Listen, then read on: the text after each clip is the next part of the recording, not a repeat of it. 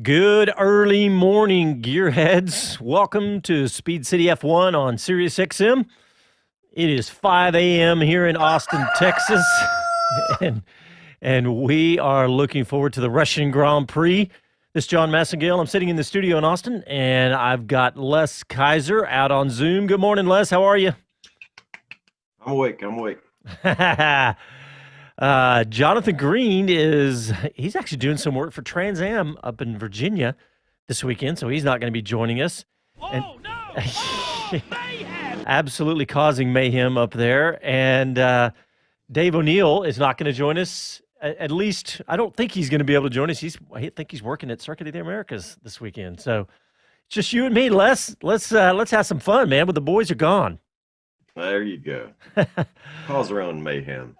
Cause our own mayhem. Yeah, we're about an hour and 6 minutes from the Russian Grand Prix at Sochi at the Autodrome, and I'm looking forward to this because not only is it another F1 race in a crazy 2021 COVID shortened season, but we've got a little bit of I don't know how you want to put it, a little bit of unusual Mercedes action at the front. It may not look like it to the untrained eye that Lewis Hamilton's on pole and on pole by a nice margin, but he's going to be starting on the not the best tire strategy. So that ought to give it at least a shot.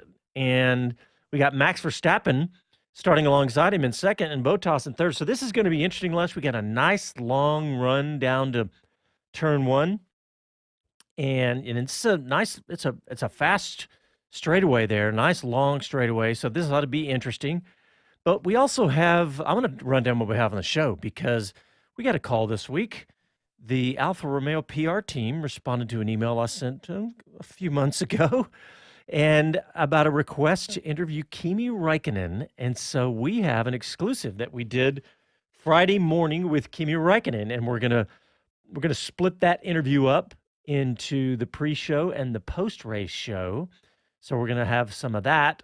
And we also, last week on our local radio show here in Austin, we got a chance to catch up with Zach Brown, McLaren's CEO, and also it was because he had just raced at Le Mans. And so he was, maybe an hour or two out after Le Mans was over, we got to interview him. So we got a bunch of clips from that. And then I'll say one thing. Yeah. Just going back to Kimi for a second. Kimi was remarkably conversive. Yes. Good that point. was a lot of fun to get that. I think he was just kind of laid back and easy going. And like I said, very outspoken and conversive. There's some funny snits in that. Well, I'm glad you said that because I had no idea what to expect. We knew we'd had, 12 or 15 minutes. And I thought, if we've got 15 minutes, do I need 14 minutes worth of questions on my side? Because Kimmy's going to give us one-word answers to everything. But, man, he opened up quite a bit. That was awesome. And we talked to him about everything from NASCAR at Circuit of the Americas to Texas barbecue to the rest of his career. So it's going to be fun. We're going to play that a little later in the show.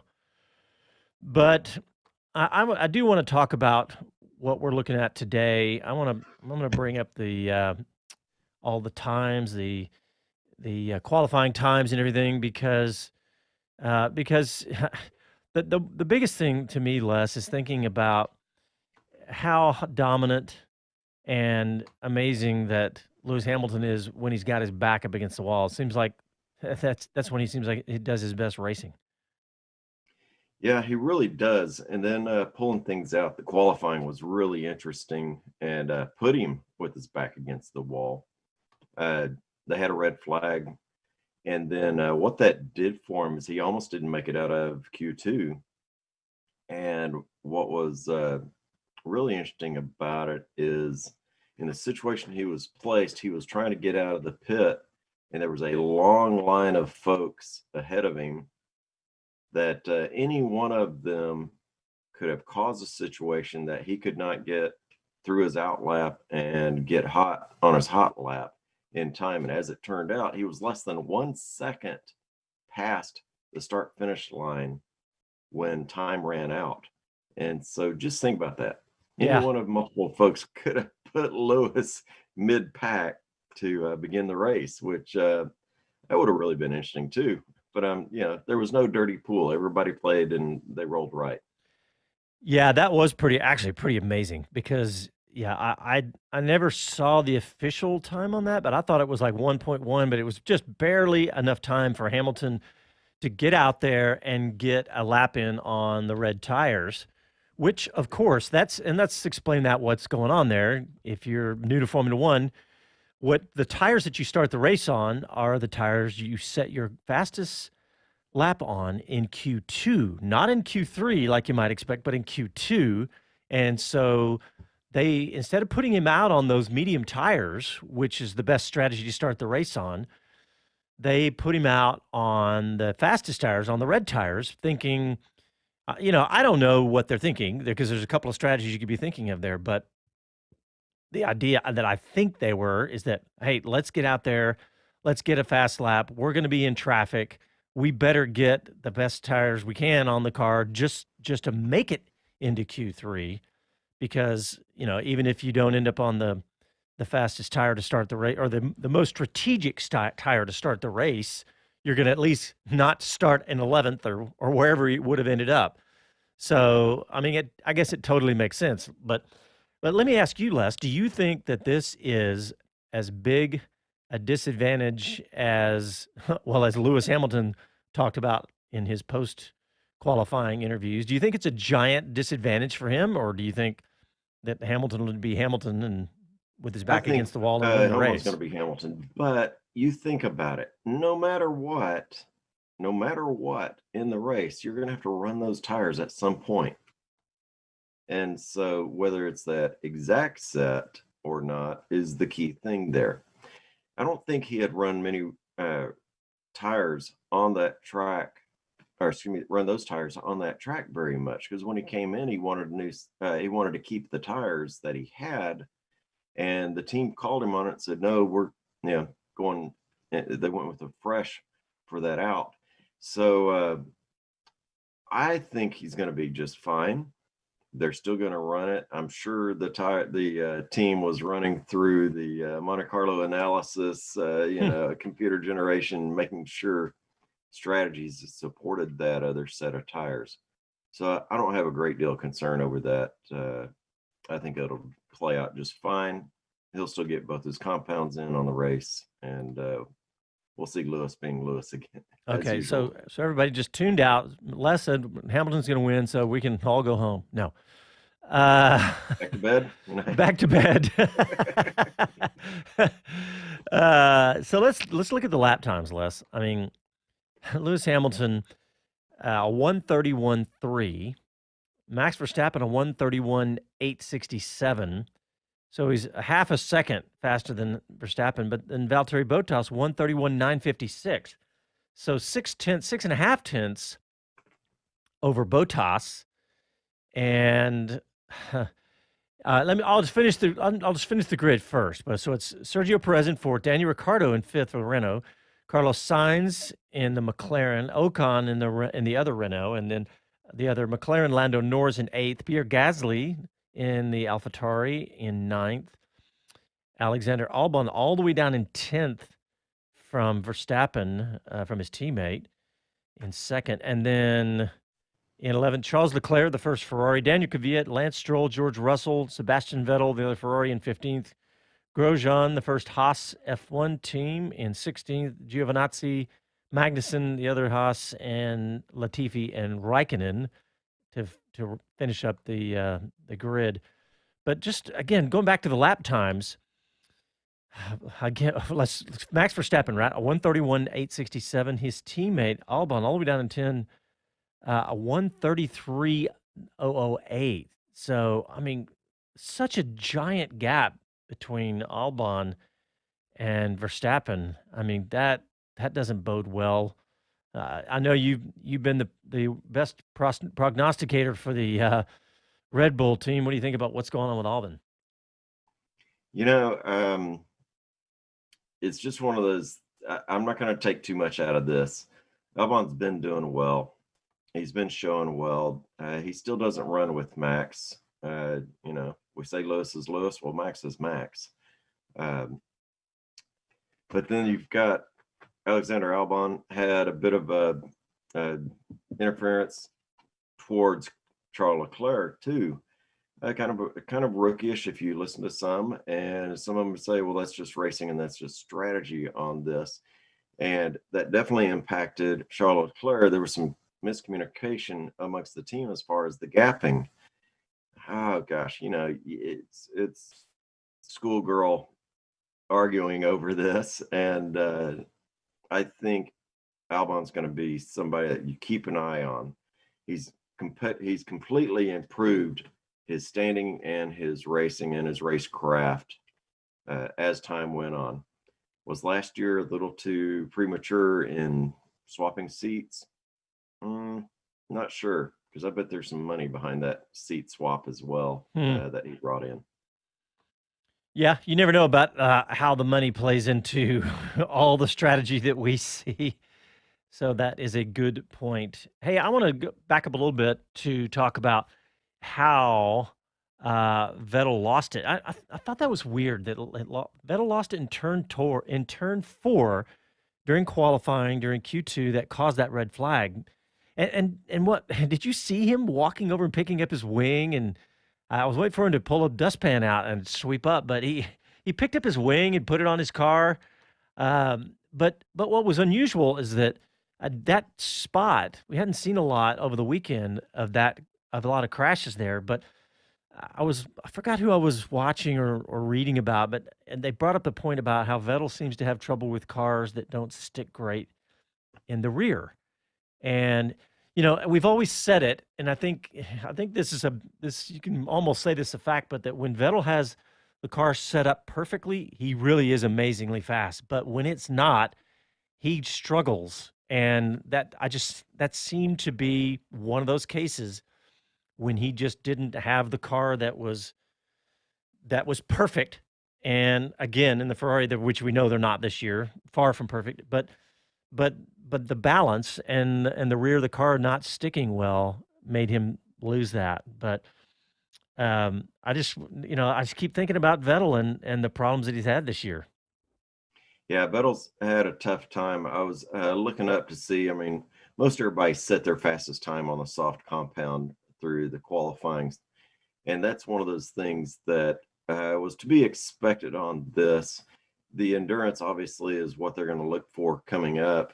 Just looking at a few of the notes that they've done. Strategy expect that this is going to be a one-stopper. That's not uncommon nowadays, especially around there. Medium tire, only the Red Bull of Max and Valtteri will start on medium compound. Through that second, third cars are immediately behind them, as well as Hamilton on pole. Will this be the faster soft tire?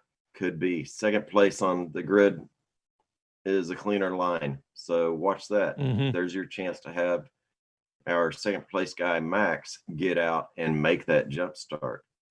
Back to Vettel. Yeah, Vettel needs the perfect car set up in tune to him. When he's got it, he's great at it. But I feel like Ferrari's doing good to keep the cars up front most of the time. But I gotta say they're favoring towards Charles Leclerc more so at the moment. Yeah. Here's a quote from Toto Wolff talking about this position where they are in with Hamilton on the soft tire to start the race. He says it's clearly not the optimum strategy, says Toto Wolff, because after some laps, the soft is clearly going to suffer. That means it compromises your whole race because you're probably going to need to pit into traffic. And then obviously that's not a great situation.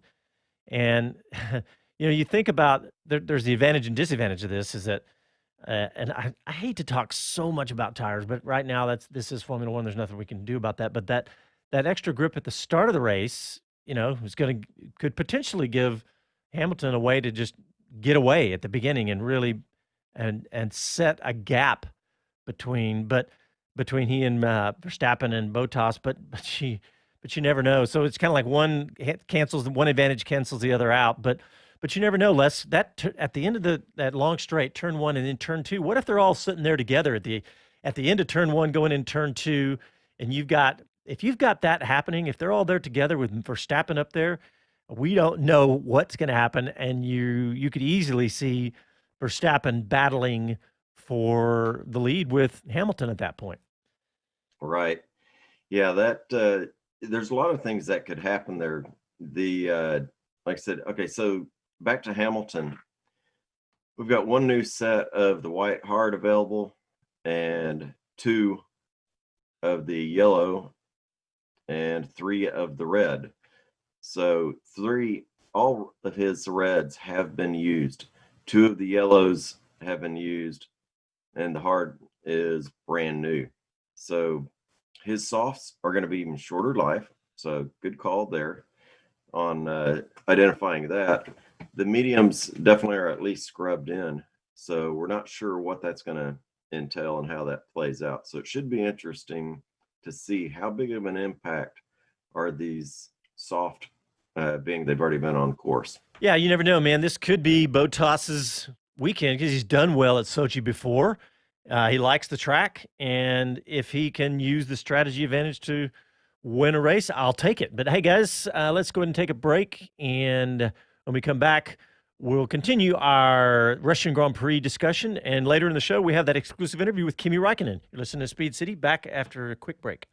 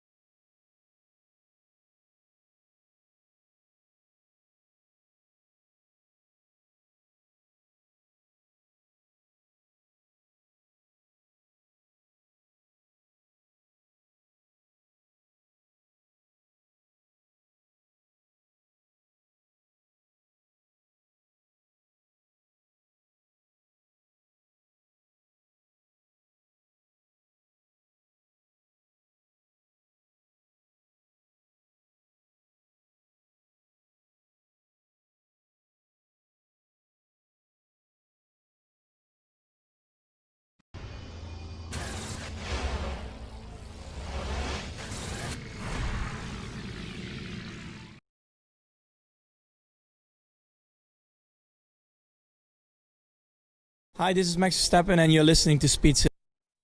You're listening to Speed City F1 on Sirius XM. I thought you'd like that song, Mr. Kaiser.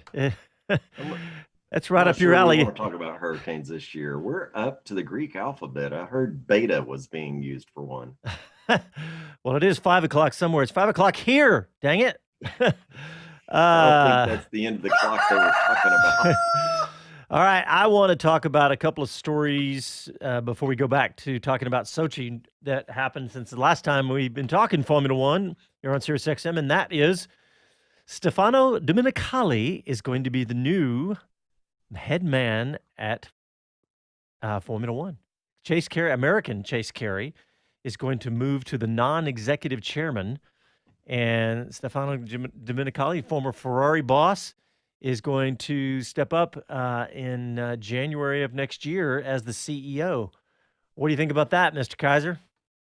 You know, I seem to remember someone going to a non-executive chairman kind of position before, and they quit answering his calls. uh, I I know this was actually something that they had talked about for a long time. They said once Chase Carey gets the new Concord agreement done, that he's going to move to a different role. And I know you're talking about Bernie when he moved to non-executive chairman. It was basically, here's an office over here in the corner. It doesn't have a phone and no doesn't even have a computer, view. no It's view. actually just a broom closet. Yeah, but I think this is a little different situation, obviously. So I hope Chase Carey stays involved because I think he will, to be honest. I mean, I tease about that, but I just laugh at the name they gave it, that role name.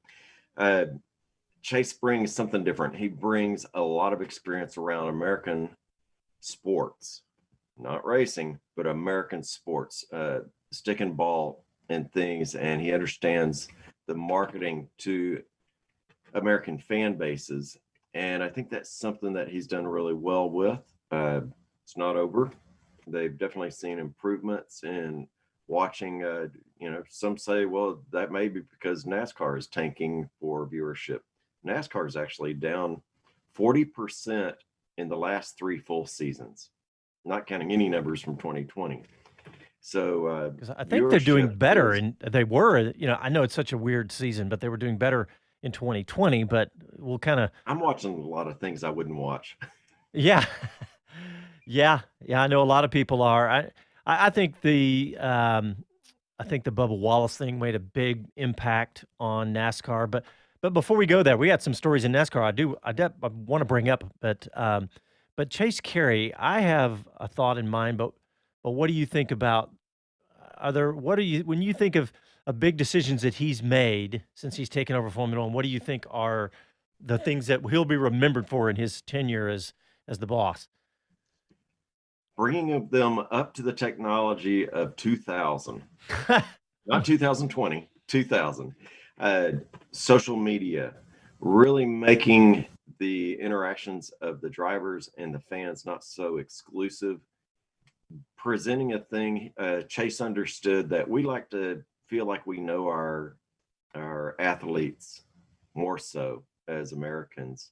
We went from telling Lewis, no, you can't do a Snapchat from the paddock, to, yeah, do all you want. And social media and, whatever you wish out of the paddock as a driver, engage with your fans. So I think that is one of the things that is really different, even though, Sebastian Vettel doesn't do anything social media wise to speak of. I mean, it's practically non-existent. I think that is going to be one thing that's there. The other, Chase has gone after the American market. He's really engaged with more prospective locations for racing. We're still yet to see if we're going to get one over in the Miami area, Las Vegas, or if there's going to be a West Coast, but he's definitely pushed on that. He has changed how promoters, the racetracks and the promoters around those, are compensated, in making it more of a partnership, a revenue share splitting scenario. So it's not that F1 comes and takes the bulk of the money. F1 shares what it is, and everybody has a vested interest. This opens up the opportunity for, I think, more locations to get involved in it. I'm anxious to hear what they're going to do about Circuit of the Americas and all of the venues that were skipped this year. How will that handle? I'm hoping that they get some assistance. Some of them, racetracks like golf courses can be a very dynamic thing to take care of and can be expensive without your events taking place. And are you thinking with COTA, with Circuit of the Americas here in Austin, are you thinking the fact that their contract is about to be up, or do you just mean the fact that we didn't get a race this year?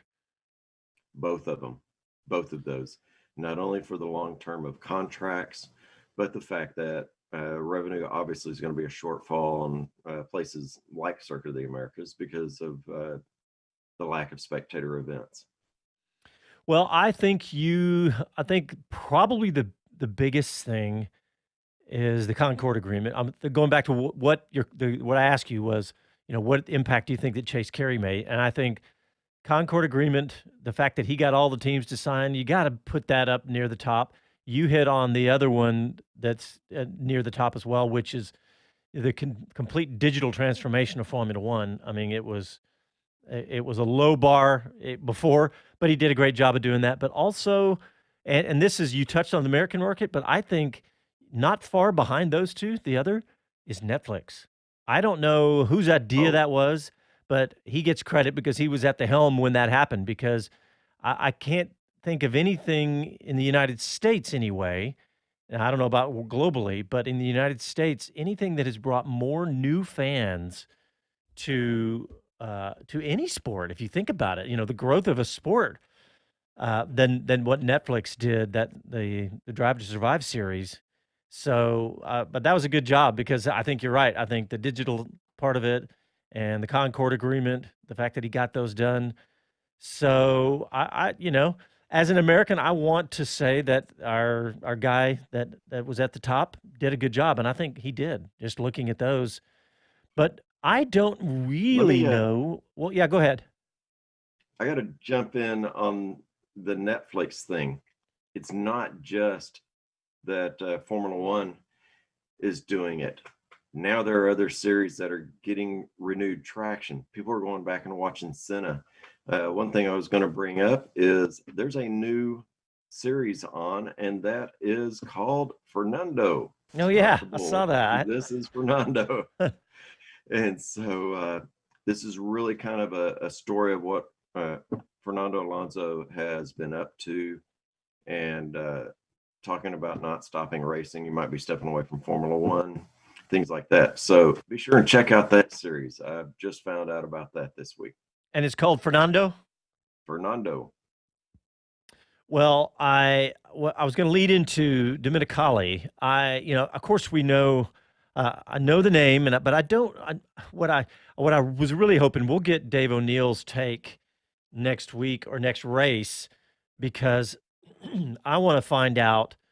When I think of him, he comes across as a lot of time a smile on his face, and I know he has a lot of respect. I know he's well liked, but does that translate into a good leader? Because as we know, you want your leader to be, it's great that he's easy to get along with, but you also need him to make those tough decisions. And I don't know exactly what I'm referring to, but you want your guy at the top to be able to make those. And I don't know. I'm assuming he can do that. And I want to get Dave and Jonathan's too, because he's been around the sport for so long too. But I want to get those guys' take on that soon. But I'm gonna say he is an excellent candidate. Here's why I say that.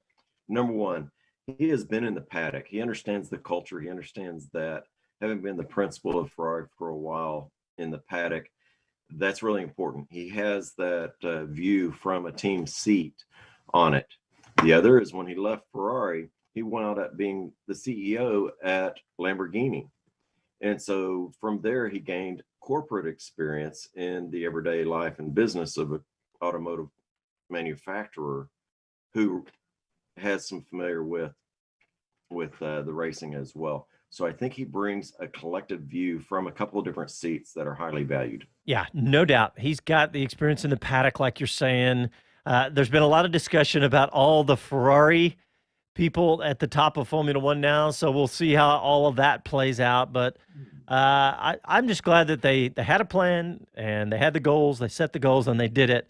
But well, let's go ahead and take another quick break, and I think we're going to go to the Kimi Raikkonen interview in this next segment, so stay tuned. You're listening to Speed City live from Austin, Texas, back after a quick break.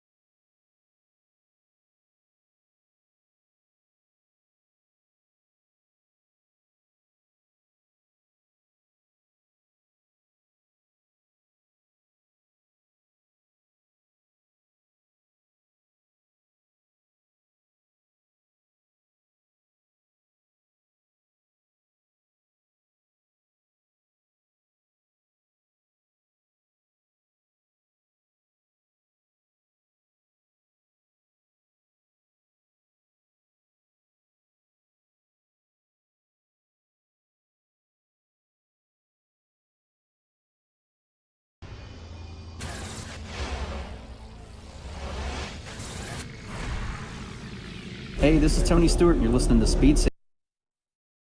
You're listening to Speed City F1 on Sirius XM. All right, welcome back to the show. We're 37 minutes from the Formula One Russian Grand Prix at Sochi, and we're going to continue to break down all of that. But I want to talk a little bit about NASCAR because we are here in Austin, Texas, with Circuit of the Americas, and there's been quite a rumor about a cup race at Circuit of the Americas. And I think this thing has got some legs because we were at COTA last year for the Formula One race, and Tony Stewart was there, and they had a cup car on COTA, and the two Haas drivers, Grosjean and Magnussen, got to drive that cup car on COTA. But more importantly, we sat down with Tony Stewart, and I'm going to play this clip because it's really fascinating, because you could tell that looking back now, hindsight, of course, 2020, that the fact that Tony Stewart talked all about what a great circuit COTA would be for NASCAR. And so I want 5 very solid passing opportunities per lap here, which is more than adequate. But most of all, it's a very technical racetrack, and that's the part that, for me as a driver, that I would look forward to competing at a place like this because of that. I mean, that's you obviously your cars have to be right, but there's a lot of opportunity for the driver to really make the difference at this track, and that's something that as a race car driver I enjoy. Favorite spot? All of it. I mean, it really, every bit of it was fun. I mean, the thing that I've never seen, and in my racing career, I raced go-karts on road courses, obviously, and there's obviously Sonoma and Watkins Glen, but the 2 sections that have S's in it, it's both of those sections are extremely busy, and especially the first section after turn 1. Once that set of S's start, and I think it's 4 set of right, left S's. Every set gets tighter and tighter and tighter. I mean, that last set is the tightest set, but each set gets tighter and tighter, and that speed's slower and slower. So it's just really technical in how you set up for each of those, and with the elevation change, the blind corners. But then you get to, after the long back stretch, and you get into the back section of the S's, it's not even so much that it's the S's, but it's what you find back in that section is that it's multiple apexes. It's 2 and 3 apex corners. A couple sections where those apexes are decreasing radius and increasing radius. So there's a lot of, whoever designed it, the designer, I thought was pretty brilliant in how they designed this course. that would have been world champion motorcycle racer Kevin Schwantz, and who else? Immediately that explains why this is as good a circuit as it is. I've known Kevin a long time, and that does not surprise me that Kevin had his hand on this, because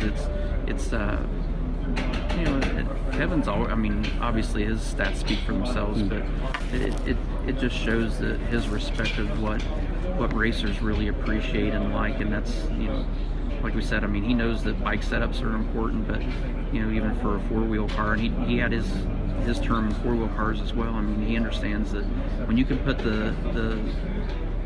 when you put that extra little bit in the driver's hands, so the drivers can make the difference, that means the world. So that all makes a lot of sense on why this track is as spectacular as it is. Yeah, that was Kevin Schwantz and Tavo Hillman, really the architects of this. Okay, Les, what do you think? You think this is going to happen, and you agree with Tony for NASCAR on Circuit of the Americas? Oh yeah, I honestly cannot wait. I think it's going to be a great course. It's going to be challenging. I forget which tracks it is, but there are 2. I would guess they'll run the entire thing. Hey, look, if you're coming to COTA with NASCAR, let's run the whole thing. But I did not want to miss an opportunity to play that clip, not only because Tony Stewart's fun to listen to, and this looks like it's going to happen, but also he did a nice breakdown of Circuit of the Americas too. But I want He's to. not a Prius fan. Yeah, he's not a Prius fan. What was his quote? Stupid cars for Prius, stupid people. Stupid cars for stupid people. Hey, I want to move back to Formula One because we got to interview Kimi Raikkonen.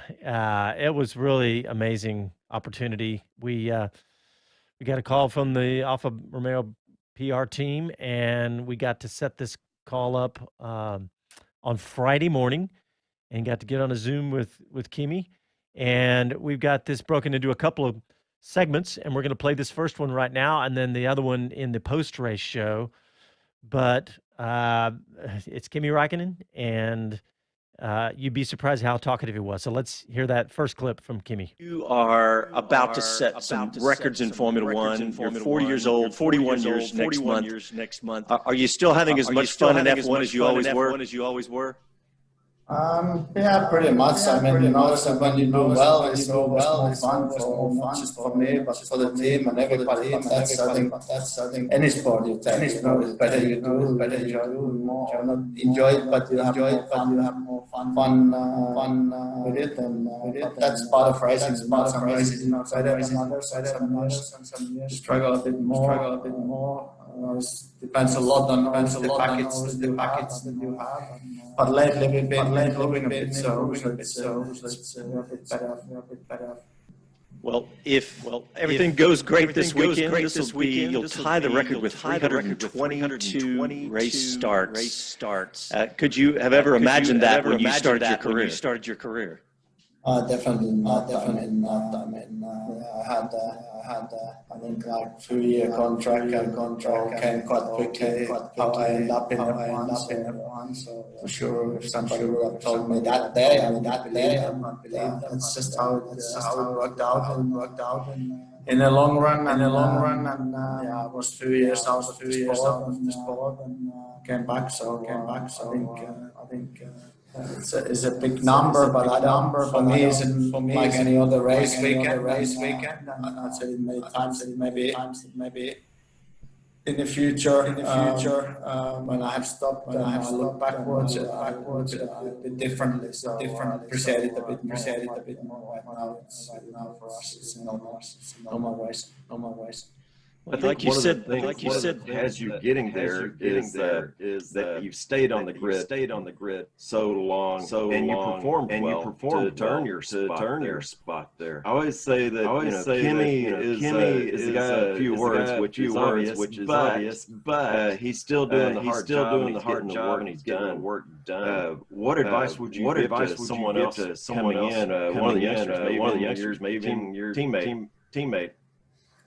Yeah, some days are going better than others. But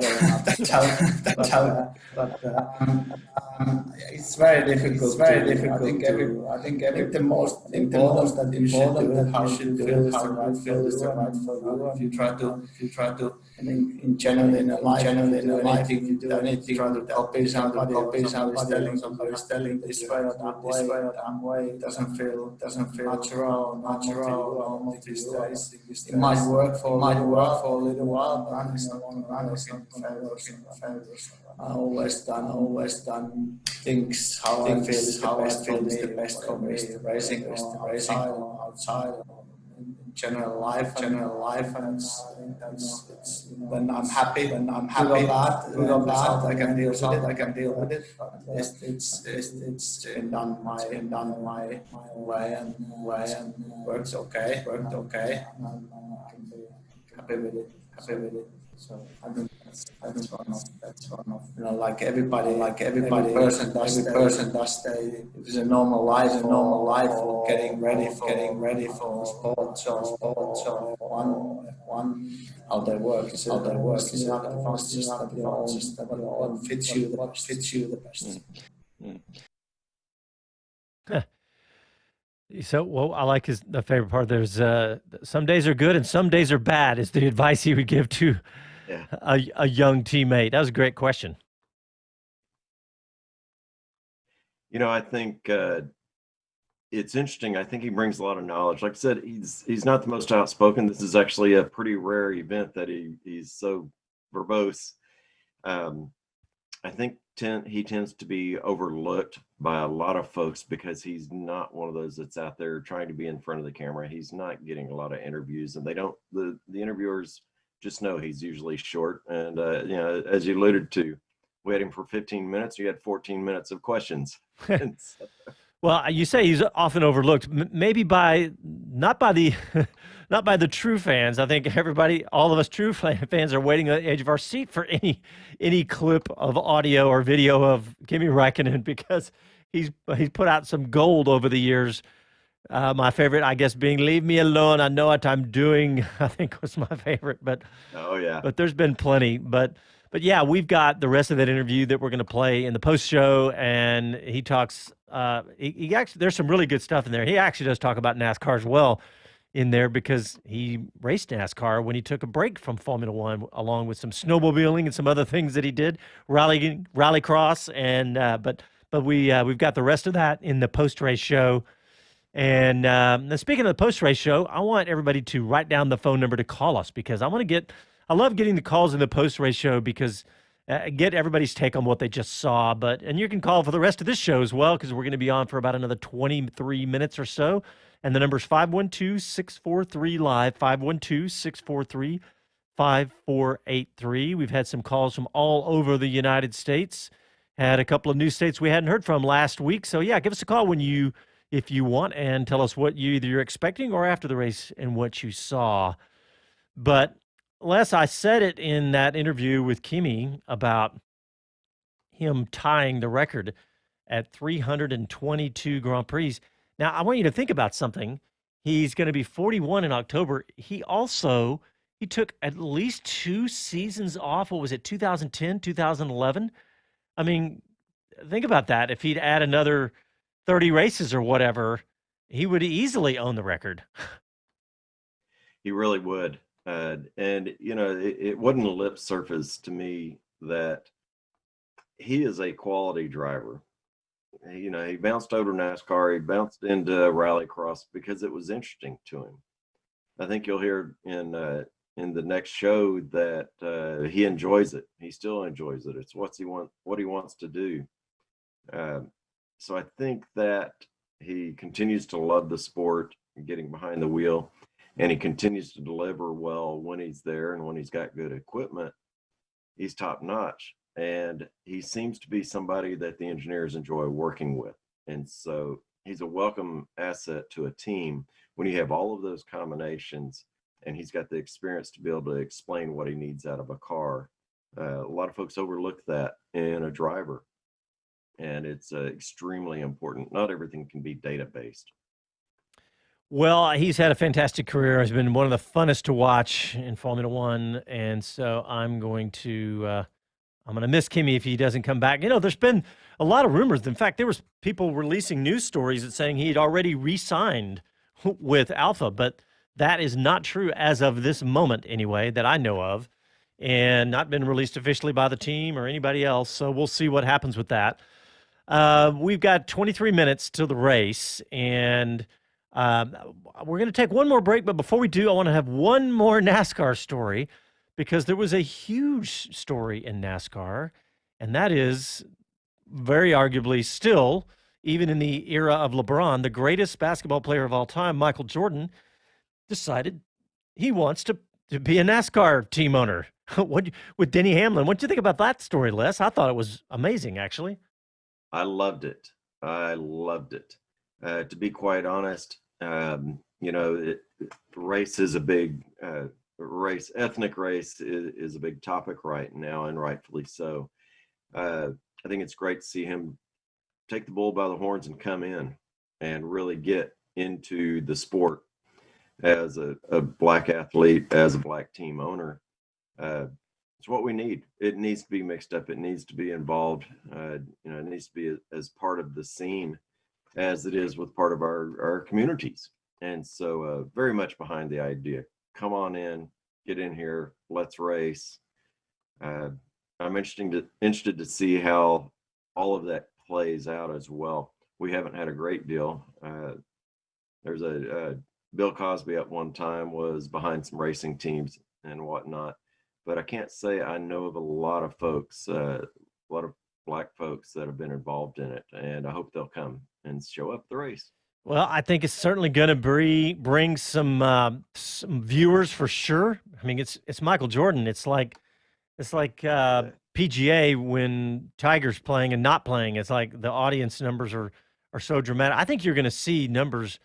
If anybody, if he's involved at all, if he's just on the sidelines with the camera shots going to him, in the pit. So, I think that he'll bring some viewers to the sport, and we'll see how that plays out. I So understand Matthew McConaughey does that for a university football team. Yeah, he is. McConaughey is a great ambassador for Austin and the Longhorns and everything Texas. So, hey, speaking of him, I watched this weekend, Friday night, my wife and I watched a movie, and we watched, you know how McConaughey does those weird Lincoln commercials where he just kind of drives the car and looks. I didn't know that was from the movie Lincoln Lawyer. Did you know that? It was like a 10-year-old movie. I never saw that.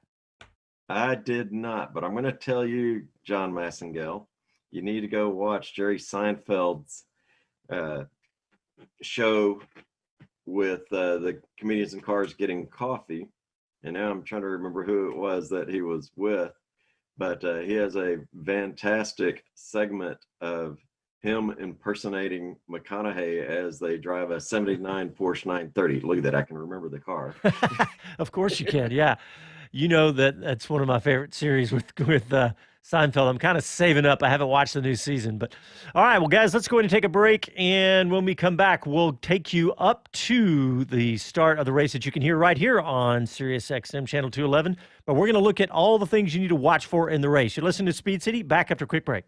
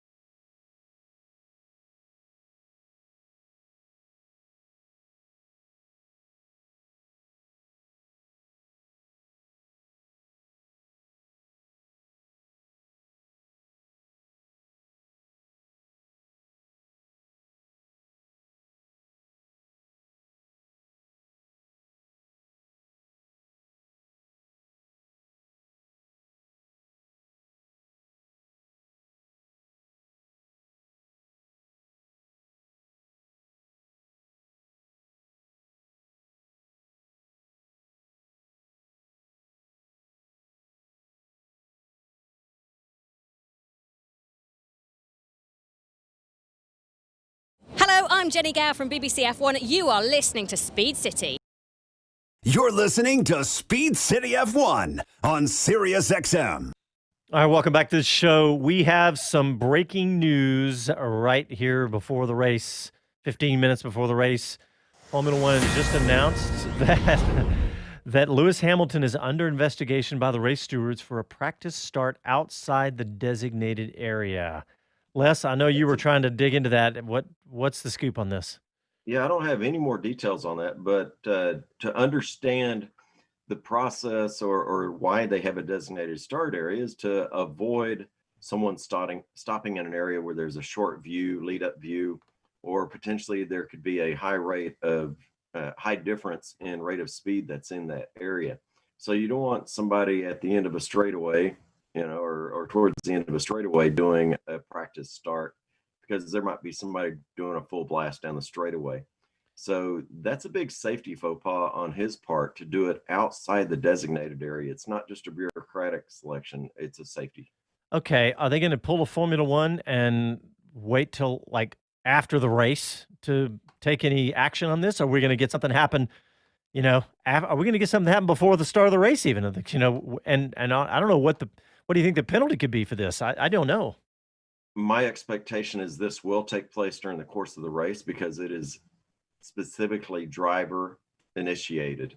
It's not something you can point back to the paddock and that the driver had no control. So I expect it to be during the race, if not on the grid itself. Yeah, I think that in the interest of entertainment, that it should be before the race and move Hamilton back. So what if it's before the race? He's going to get 3-spot grid penalty. Let's just say that. What's that do to him? Oh, Puts him on the better side of the starting position, but he's behind one person. Really, in the long run, probably nothing. But you never know. I mean, the fact that he's starting on the soft tire and he already has that disadvantage today, so maybe you see a little more interesting race instead of just Mercedes running away with it. So we'll see. I'm going to say he's going to get a few seconds penalty. You think that'll be the call? Rather than upsetting the grid at this late moment, yeah, I think there's going to be a few seconds thrown on somewhere. Well, I just hope they don't wait for too long, because that's one of my pet peeves with F1 is the way they do that. When they have a penalty, it's let's wait till the last. 2 hours after the race, that kind of stuff. It drives me crazy. Right. I want to know that checkered flag is valid. All right, well, let's look at what to look for. Really, is what I'm thinking of. Is we've talked a little bit about what to look for at the beginning of the race with the long straightaway run down to turn 1 and turn 2. That's going to be very interesting. Let's look for the strategy of the tire situation. Are we going to see how many laps is Hamilton going to get out of those soft tires, and is he going to end up, pitting into traffic as Toto Wolff talked about it? And what kind of pace is Max Verstappen and Valtteri Bottas? How are those going to compare? Because they both were a 0.6 off of Lewis Hamilton in qualifying, which doesn't bode well for Bottas. Bottas typically is not that far off. They're pretty close to Hamilton. So this is a little surprising today, but well, this is going to be exciting because those two guys are only a 1/10 apart, Max and Valtteri.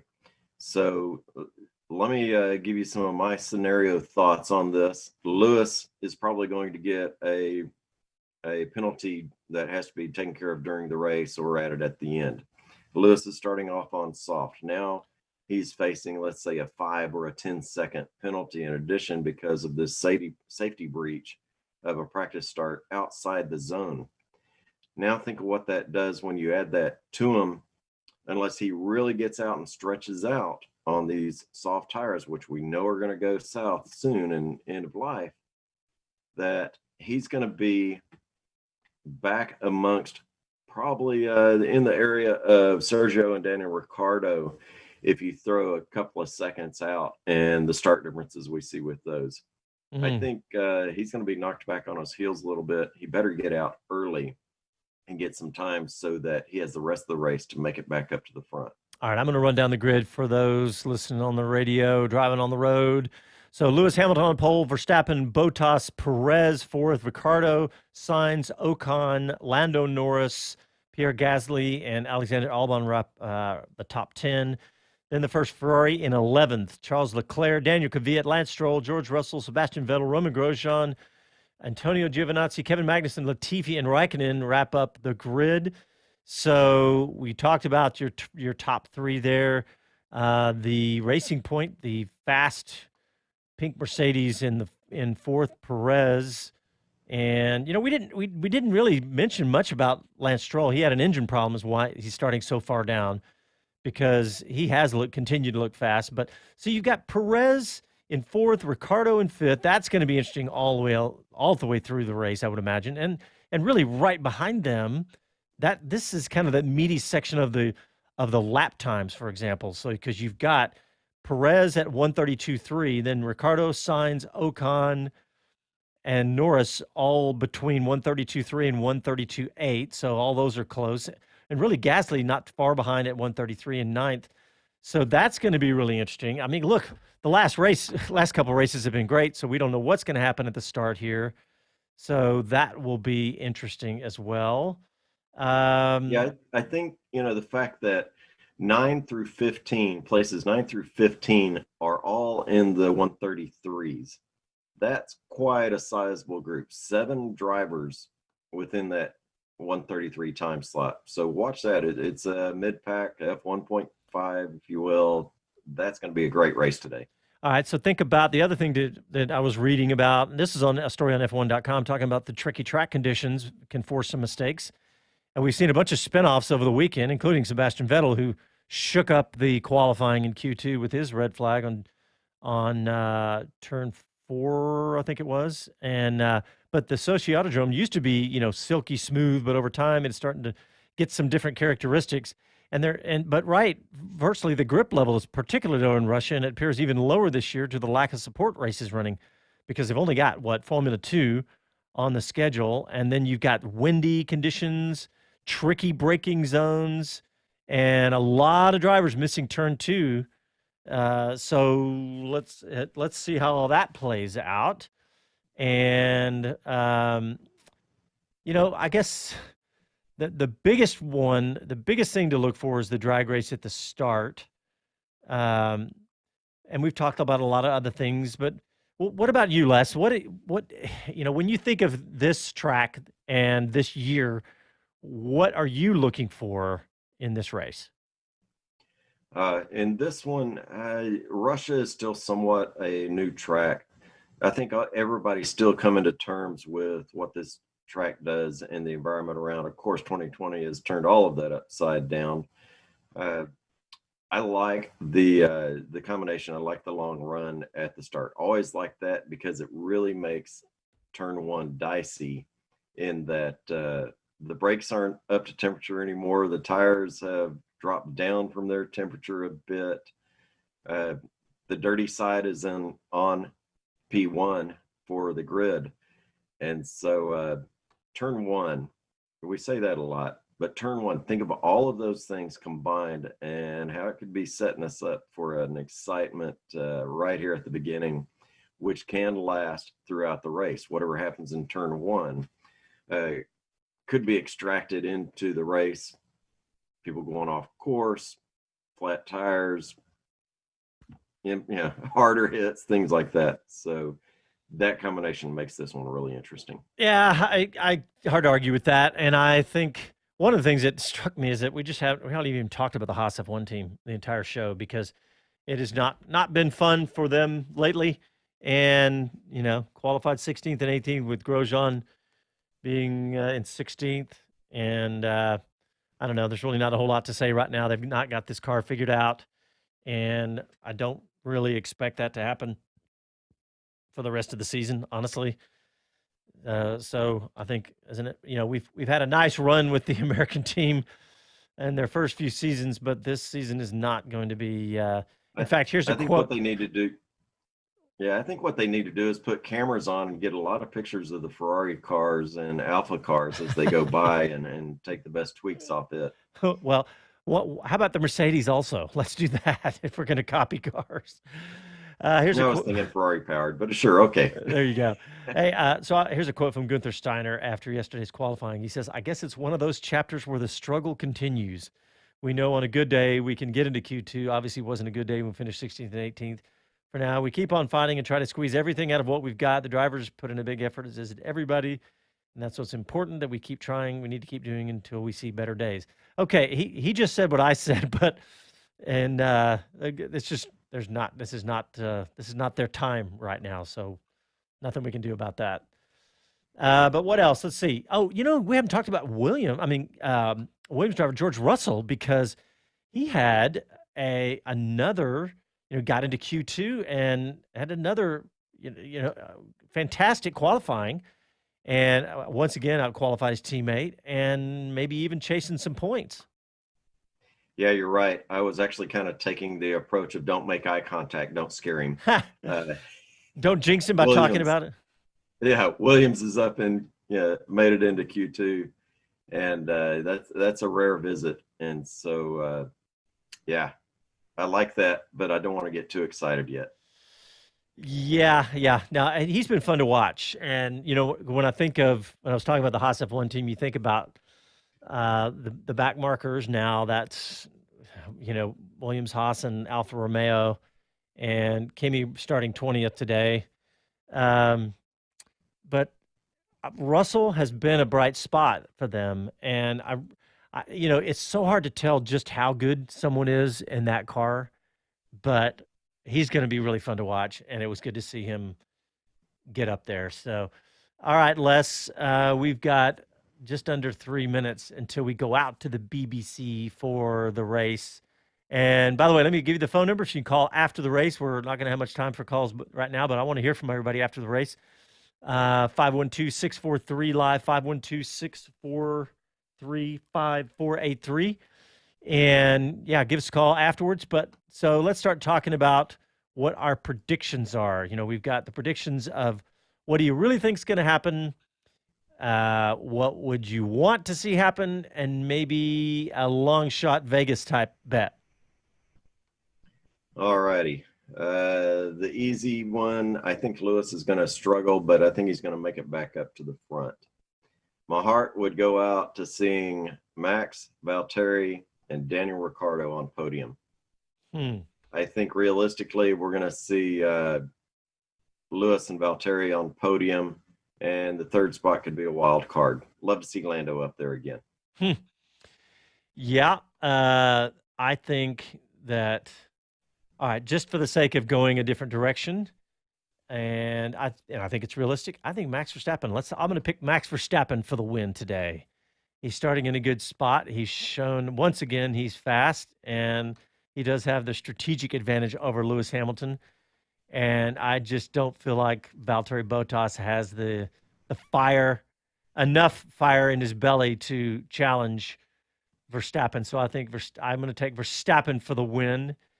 And as far as who I'd want to see, you said it, and that would be Lando Norris. I think that would make the internet explode, and I would love it because I enjoy watching and listening to him.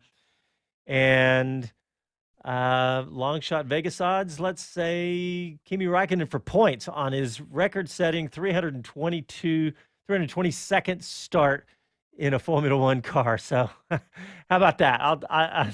That'd be fun to see Kimi. So, all right, guys. Well, we are just about out of time, but don't forget we have the entire race right here. The BBC, we go out to the BBC for their live call of the race right here on the Dan Patrick Channel, Channel 211. And, of course, right after the race, we have a full 1 hour post-race show, unless there's 3 red flags like there was recently. So, but we'll be on right after the race for a full post-race show. We want to thank everybody for tuning in, and we'll talk to you after the race.